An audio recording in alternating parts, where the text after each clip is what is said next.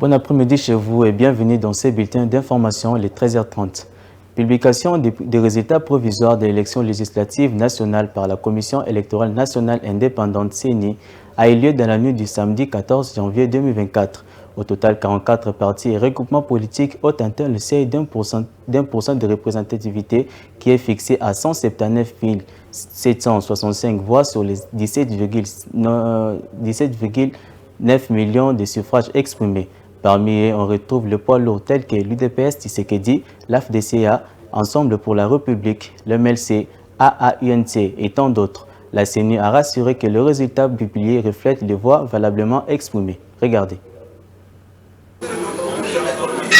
Après une longue attente de près de 6 heures, la Commission électorale nationale indépendante a enfin rendu public les résultats provisoires des élections législatives nationales. Pour Denis Kadima, président de la CENI, son institution ne pouvait pas publier le résultat provisoire sans pour autant mettre la lumière sur les éventuels cas de fraude.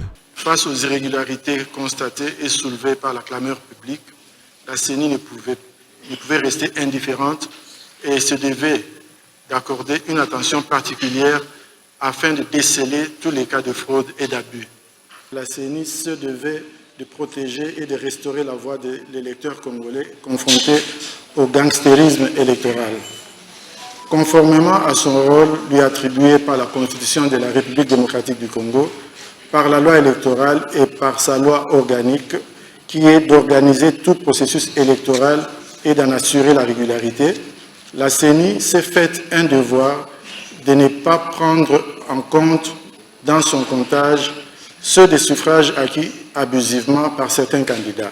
Certaines personnalités politiques ont remporté plus de suffrages que d'autres à travers le pays. Il s'agit entre autres de la sénatrice Carole Aguito, du sénateur Matata Pogno, ont remporté plus de la moitié des suffrages exprimés dans leurs circonscriptions respectives. Ils décrochent automatiquement un siège même si leur parti ou formation n'atteint pas le seuil électoral de 1%. Province de Bazouélé, la circonscription électorale de Boutaville, il s'agit de Aguito Amela Carole, organisation AAEC, voix obtenue 11 524. Ok. Bulletin valide 16 945. Et siège obtenu, un siège. Et puis, province Équateur, circonscription de Bomongo. Il s'agit de Mangombe Bomongo Jean-Marie, de l'UDPS, voix obtenue 9 534 sur 15 303 et siège obtenu 1.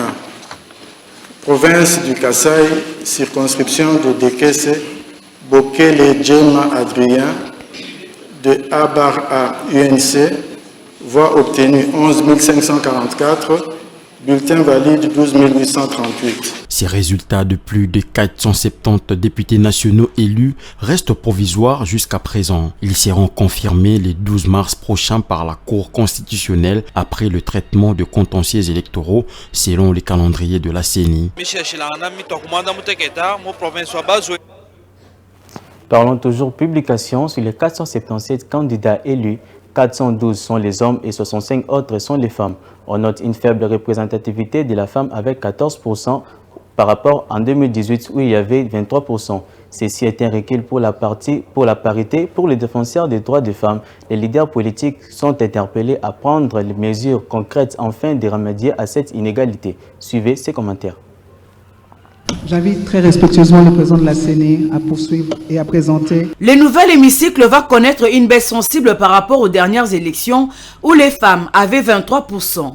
Sur les 477 élus, soit 100%, les hommes sont au nombre de 412, ce qui représente 86% des parlementaires. D'après la liste provisoire complète des députés élus, Kinshasa a beaucoup plus de femmes élues, suivies de la province du Haut-Katanga, Bazouélé, Kasaï, Ituri, Sankuru, Chouapa, Mongala et Nord-Ubangi. Alors que les élections étaient censées marquer de progrès vers une représentation plus équitable, les résultats de la CENI pour l'Assemblée nationale ont déçu de nombreux défenseurs de la parité. Malheureusement, le résultat de la Commission électorale nationale indépendante CENI révèle que la route vers la parité reste escarpée. Les raisons de cette régression sont multiples. Certains soulignent les obstacles structurels qui persistent dans le système électoral. D'autres, par contre, évoquent les stéréotypes de genre persistants qui influent sur la perception de femmes candidates. Cependant, les défenseurs de l'égalité de sexe appellent à des réformes immédiates pour garantir une représentation plus équitable au Parlement. Ils mettent en avant l'importance des mesures telles que des quotas de genre et des campagnes de sensibilisation accrues. À cela s'ajoutent des programmes visant à encourager la participation politique de femmes dès le plus jeune âge. Les leaders politiques sont également interpellés pour prendre des mesures concrètes afin de remédier à cette inégalité. Les partis politiques sont encouragés à présenter davantage des candidates, à soutenir activement leur campagne et créer un environnement inclusif au sein de leur rang. Ainsi, les citoyens et les acteurs politiques sont appelés à collaborer pour faire de l'égalité de sexe une réalité dans les institutions gouvernementales. Autre chose à présent, la représentante spéciale du secrétaire général de l'ONU en République démocratique du Congo, Bintou Keïta, et le ministre congolais des Affaires étrangères, Christopher Lutundula Apala, ont animé conjointement une conférence de presse le samedi 13 janvier 2024 sur le processus de désengagement de la mission des Nations Unies pour la stabilisation en RDC, MONUSCO. Suivez. Le retrait a commencé. Nous sommes à pied d'œuvre, comme convenu, pour fixer les modalités pratiques et pour essayer d'amorcer graduellement, mais certainement, le processus de manière, comme je vous ai dit, à ne pas perdre le pied à un moment ou à un autre. Le retrait séquencé sur l'ensemble de l'année 2024, de sorte que la première étape va de maintenant jusqu'au mois d'avril. Nous allons faire l'évaluation, c'est prévu. Après le mois d'avril, nous arrivons à une évaluation que moi j'appelle politique et stratégique au mois de juin. Et on verra déjà, à partir du mois d'avril, s'il faut passer, parce que nous commençons avec le Sud Kivu, s'il faut passer à la province du Nord Kivu ou de l'Ituri, selon les données de l'évaluation que nous aurons à ce moment-là, de manière que, après Ituri ou Nord Kivu, nous puissions nous retrouver avec la dernière province, et dans tous les cas, tout doit être fait pour que, à la fin de cette année, nous puissions, si j'ose le dire, nous retrouver en fait pour nous féliciter mutuellement, pour remercier les Nations Unies qui ont fait un travail, parce qu'on ne sait jamais ce que serait le Congo sans la MONUSCO. Terminons avec la santé. C'est depuis le week-end dernier que la campagne de distribution des moustiquaires imprégnés d'insecticides a été lancée par le vice-ministre de la Santé. Dans le cadre de la lutte contre la malaria en République démocratique du Congo, le gouvernement congolais recommande à tous l'utilisation de moustiquaires, en ce moment où le paludisme continue de faire la résistance dans les pays des tropicaux. Suivez ces commentaires de Laetitia Moulalou.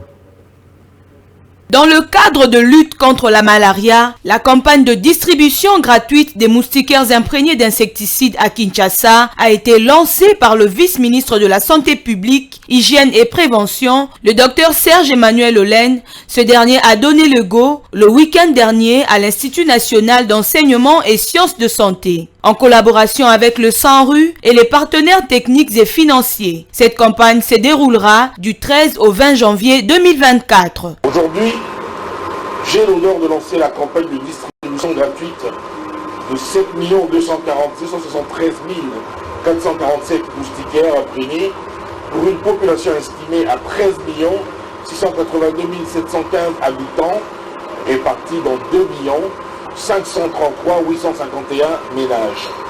8057 trinômes en 7 jours afin de confirmer les performances de l'initiative faire reculer le paludisme en République démocratique du Congo.